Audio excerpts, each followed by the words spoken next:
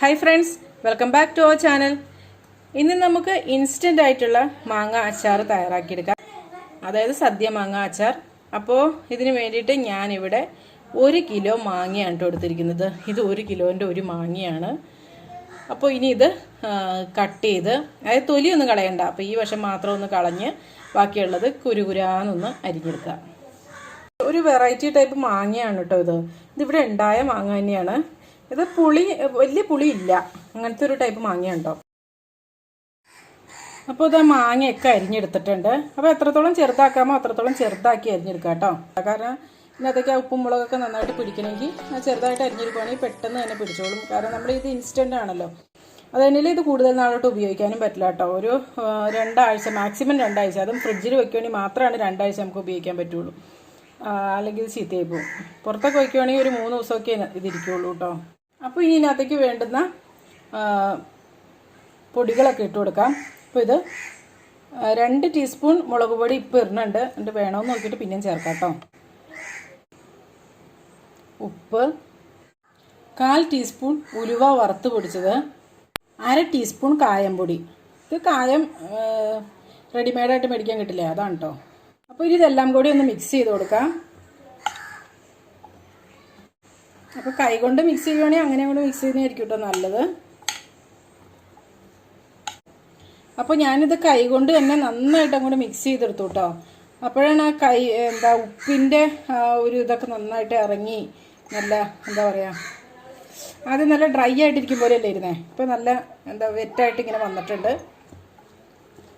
ഇനി ഇതിനകത്തേക്ക് ഒരു 2 ടേബിൾ സ്പൂൺ വിനാഗിരി ഒഴിച്ചു കൊടുക്കാം. അപ്പോൾ ഈ വിനാഗിരിക്ക് പകരമായിട്ട് നിങ്ങൾക്ക് തിളപ്പിച്ചാറിയ വെള്ളം ഉണ്ടെങ്കിൽ അത് ചേർത്താലും മതി. ചിലവരൊന്നും ഈ മാങ്ങയ്ക്ക് തന്നെ പുളിയുണ്ടെന്നും പറഞ്ഞുകൊണ്ട് പിന്നെയും വിനാഗിരി ചേർക്കാറില്ല. പക്ഷെ വിനാഗിരി ചേർക്കുകയാണെങ്കിൽ നമുക്കൊരു കുറച്ച് ദിവസം കൂടെ ചിലപ്പോൾ ഇരുന്നോളും. ഒരു 2 ആഴ്ചയൊക്കെ വരെ ഇരിക്കും. മറ്റു ചിലപ്പോൾ ഒരാഴ്ച ആവണതിന് മുമ്പ് തന്നെ ഇത് ചീത്തയായി പോകും. പിന്നെ അത് തന്നെയല്ല, മാങ്ങയ്ക്കാണെങ്കിലും വിനാഗിരി ഇട്ട് കഴിയുമ്പോൾ ഒരു പ്രത്യേക ഒരു ടേസ്റ്റും ഉണ്ട് കേട്ടോ.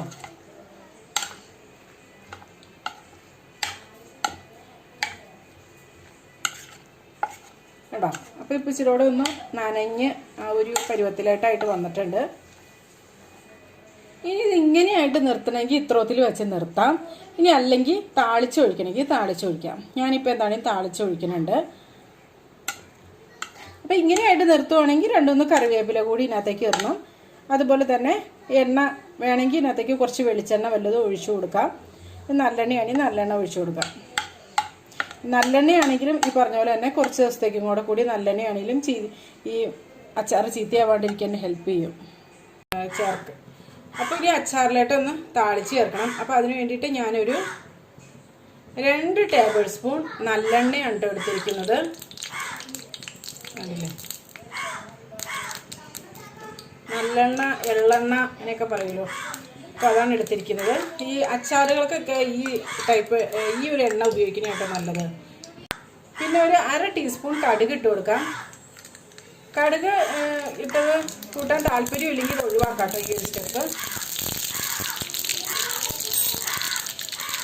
പിന്നെ കുറച്ച് കറിവേപ്പില കൂടി ഇട്ട് കൊടുക്കാം. അപ്പോൾ അതാ ഇനി ഇത് ഇതിനകത്തേക്ക് ഒഴിച്ചു കൊടുക്കാം. നന്നായിട്ടൊന്ന് മിക്സ് ചെയ്ത് കൊടുക്കാം.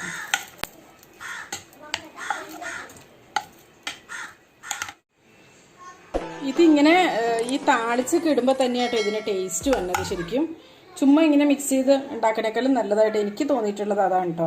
പിന്നെ എരിവ് കുറച്ച് കുറവാണെങ്കിൽ കുറച്ചുകൂടെ ഇട്ടോളൂ കേട്ടോ. അപ്പോൾ ഇവിടെ പിള്ളേർക്കൊക്കെ കൊടുക്കാനുള്ളതുകൊണ്ട് ഞാൻ ഒരുപാട് എരിവ് ഇടുന്നില്ല. എന്നാലും ഒരു 1/2 ടീസ്പൂണോടെ ഇട്ടു. അതായത് 2.5 ടീസ്പൂണാണ് കേട്ടോ മുളക് പൊടി ഇട്ടിട്ടുണ്ട് കേട്ടോ. ഞാൻ ആദ്യം 2 ടീസ്പൂൺ ഓൾറെഡി ഇട്ടായിരുന്നു. അപ്പോൾ ഇനി ഒരു 1/2 ടീസ്പൂണോടെ ഇട്ടൊന്ന് മിക്സ് ചെയ്തെടുക്കണുള്ളൂ കേട്ടോ. ഇത് കുറച്ചുകൂടി ഒന്ന് എരിവായിക്കോട്ടെ എന്ന് കരുതിയാണ്.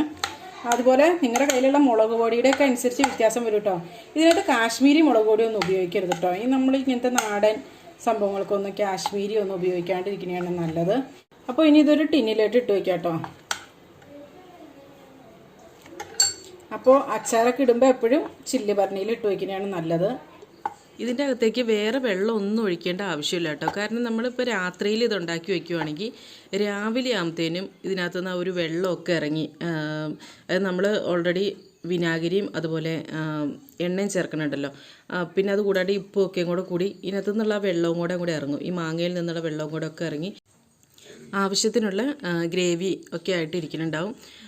ഇത് പിന്നെ 2 ആഴ്ചയൊക്കെ വയ്ക്കാമെന്ന് പറഞ്ഞാലും കുട്ടികളൊക്കെ ഉള്ള വീടൊക്കെ ആണെങ്കിൽ, അതായത് ഈ 2-3 ക്ലാസ്സിലുള്ള കുട്ടികളൊക്കെ ഉള്ള വീടൊക്കെ ആണെങ്കിൽ പറഞ്ഞ നേരം കൊണ്ട് തീർന്നു കിട്ടും കേട്ടോ. 2-3 ദിവസങ്ങൾ കൊണ്ട് അവരത് തീർത്ത് തരും. നല്ല ടേസ്റ്റാണിത്. ചുമ്മാ കഴിക്കാനാണെങ്കിലും ഭയങ്കര ടേസ്റ്റാണ്.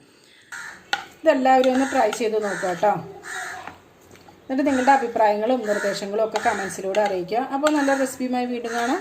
എല്ലാവർക്കും നല്ലൊരു ദിവസം ആശംസിക്കുന്നു. Thank you for watching Aisha's creations.